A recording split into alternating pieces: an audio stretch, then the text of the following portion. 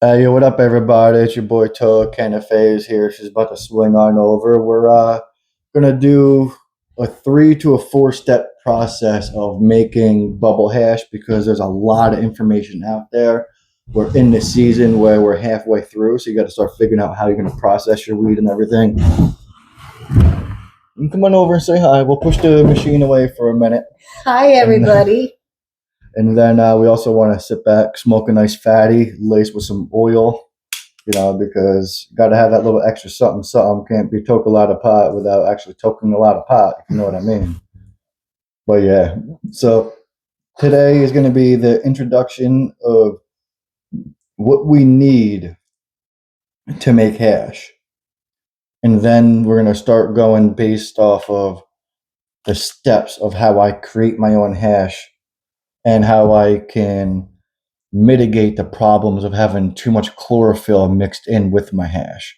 Because a lot of people can make hash, but a lot of people make hash that's greenish. They don't know when to press it. They don't know how to dry it. They don't know how to even cure it. And yes, you can cure your hash. If you don't know, we'll be going over that too. It really depends on what your outcome is going to be with your hash, is what you want to do for your process. So let me just spark this joint up and so I can get right with you guys because I got to be lifted too. If you're lifted, I got to be lifted, and she sure looks like she needs a hip. Mm.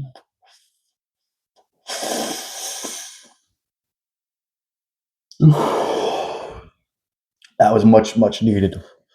Oh yeah, definitely taste that oil. So this year, I mean, here's a 1 gallon pot right here. We are, it's last year's outdoors. It's actually really good material. I mean, we have a whole bunch of nice chunky tops everywhere. And we're just gonna make a good quality bubble hash. Now, this won't give you that beautiful marshmallowy looking blonde hash because it's been aged for 10 months, because it's from outdoor grow. But we're still gonna have extremely close to white hash. It's gonna have more of a vanilla-y look to it, and then it'll start aging into cure and get a little bit darker brown, turn into a reddish hash. I actually prefer smoking red hash, dabbing home melts. But when it comes to just smoking hash, I love red hash. Back in the day, everyone used to get those bricks of hash and you cut off the grams in the end. That's usually my favorite because it's the most fuely gassy that you usually get out of all hashes. If you're looking for a dab, that's a whole nother level. We will be showing you how to take the bubble hash and turn it into dabs. So you have hash oil. So we're going to go from outdoor weed to hash oil in our process, and we want to bring all of you along for it. All right. So first things first is you got to have right about a pound or so of weed, and this is about a pound. It might be a little more, a little less, but it's relatively close. I got a couple more big bags, 1 pound bags. That if this isn't enough, when we blend it, we're gonna fluff it up with some extras. An extra 5, 6 handfuls of weed in there, blend that up to add inside of our washing machine. Which is So we're gonna set the weed away because the weed really. There you go. Oh, thank you. I'm gonna step in the front here real quick because this here, honestly, to me, is a necessity. I will not make hash without this. And you ain't talking to a newbie. I have made hash for over 25 years now. I have made bubble hash. I've used drills and cheesecloths. I've had so many different ways. And He's going to show you how to make this. He's going to make this look so easy. exactly. That's my goal. I don't like people doing physical labor to get the highest quality product. The first time I saw this, it was just like, wow, he makes it look so easy.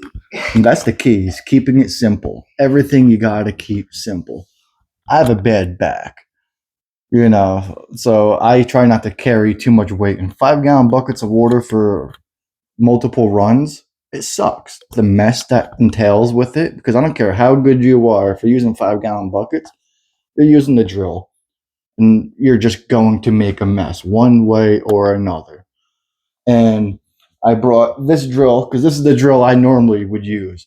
This is an 18-volt Milwaukee. It's a commercial drill. And if you don't have a washer machine and you do have a drill, just make sure it's a brushless drill. A brushless drill won't overheat and mess up on you, just for a couple rounds of hash. A brushless drill works flawless the entire time through, and you don't have to worry about the brushes going bad on you for the drill to spin with the starter motor or armature or whatever you want to call it. But yeah, so I do have the drills. I have buckets with false bottoms and stuff. I'm not even going to go into that route because that route is such an old school, lower grade quality to make your hash that this thing right here, it's a game changer. It really is. And if you ain't got one yet, make sure you get yourself a washer machine. Because what I do with this washer machine, let me just hit this joint, That's what I was waiting for. I seen her handing it out to me It's politely, burning. Yeah. as nice as she could without interrupting me. Puff pass, and I kind of sort of puff. Well, I seen you trying to hand it out, and I was like, well, I'll get to it. Same, yeah, don't let it burn, It's better in the lungs than in the air. Because I got hot.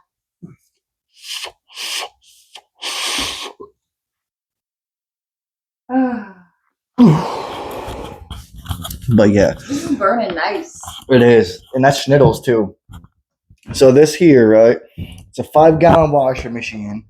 It sits right on the side of your kitchen sink. So picture a kitchen sink right here, right? So actually, let me move this over so you can see it better. Picture this screen being the kitchen sink. All right, so now we got this bubble hash machine right here. This thing is worth its weight in gold, pretty much. This is a small food processor. Nothing crazy. My big one died on me, so I threw it away. I just didn't get to upgrade them yet. But this one here will do about a ½ ounce to 3/4 of an ounce at a time, but it takes a lot to get a full run. So I don't really use this one anymore. But I just had to have a food processor to show you what you've got to do. Because you're going to blend it up into a nice powder almost. Then this hash machine,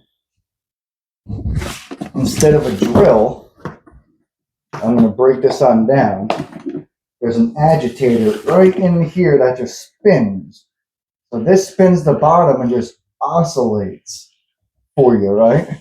And that oscillation is less abrasive and invasive for your cannabis product as you're trying to create your hash. So what happens is you're breaking off those brittle trichomes because when you do the trichomes, your hash is always pre-frozen before you make it. Otherwise, you're going to lose out so much. So you need it cold, then you freeze your water, then you add ice to the frozen water. So everything is below 32 degrees at all times, except for your 33-degree water. So that is one of the biggest takeaways from this grow, or from making hash and just talking about it before we actually go through the process and make it. Water, 33 degrees. Weed, sub-zero. Try to get -10 if you can. I usually go to -8 to -10 because that gives me a window of opportunity of getting the best trichome breakage off the leaf with minimum invasiveness of force with a drill. Because a drill literally it scrubs out chlorophyll at the same time, so you almost deceivingly get more. But when you actually compare the two and you separate the chlorophyll out of that compared to the machine, you actually end up with more out of the machine with a higher quality. That's why I like this washer machine. And all of this is like, so now I fill it up with water, I toss in the product. All I gotta do right here is there's a 15-minute timer. It's a mechanical timer. You just set it on, you can hear it right now. And in 15 minutes, it's ready, And if you want to drain it, you just take your hash bags, you drop them in the sink, you use this, you pour it through your hash bags. Now you're not even holding 5 gallons of water. You don't have to agitate it or anything.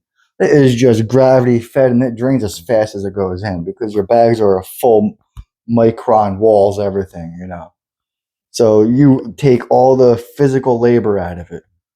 and we're about to start coming out with more parts. So one thing I'm going to highly suggest everybody to do, as we start coming out with these and you see the weekly things coming out with the process of do it and you want to learn how to do it, whatever questions you have, hit us up on our Talks. The 518 Can You Let It Grow at 518 every weekend, Saturday, Eastern Time. We'll always be there. Join us live, smoke a joint. But we really want to get everybody to know the process and enjoy the people that are showing it, because I love to hang out with you guys. That was the whole point of having a nice fatty. Come on out, enjoy it, say hi to everybody, show them a little something, but really just engaging with you guys. That's one of my favorite things. So we're definitely looking forward to you on that Talk over on Facebook, 518 Can I Let It Grow and Cannabis Culture. On Facebook, we have 2 of those groups. We also have a whole bunch more, but as we get into cooking and processing after making hash, we're going to start putting different things in.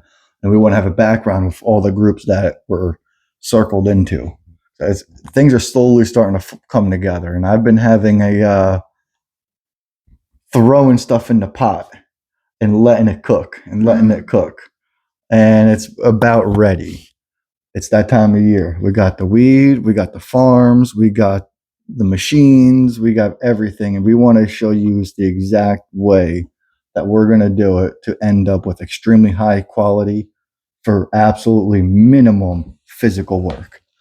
But yeah, what would you think about this when I first showed you? Oh, I am so excited to see it again. And this year I can do more and be more involved because I have already learned this. It was I have a video of it, so it's like nice for a recap too. But very amazing to watch and like really not all that complicated. And then being able to do things with it after and the things you can do, such a great experience. And like now I'm expanding on that. And everything's coming to fruition. So we're not even needing this. This is just last year's product. We just kind of refuse to smoke these kind of nugs. It's just not up to par for where we want right now. It's absolute delicious. You smell the trikes, you smell those terpenes. It's high grapefruit smells, very high grapefruit smells. Oh, that's like a nice fat one. It's just something that we're at that new harvest stage, so we're getting ready to do that, and we're also about to start kicking off all of our genetics that we did for the year for our indoor setups. That's going to be great too. We have Crimetage coming up. Definitely excited. It is. So we got everything's all just together, ready to go. We want to just keep that going with you guys. We're about to head out now, but definitely follow us on Facebook, follow us on YouTube, Instagram, all that, because we're trying to get as big as we can, as fast as we can, and we appreciate every single comment. All right, stay lit and have a good one.